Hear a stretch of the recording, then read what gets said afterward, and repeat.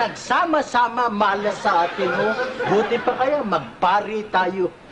Talaga ikaw, Isko, kahit kailan, hindi ka naaasenso. Hello? Si Tisoy? Sandali lang, Mr. Tan daw.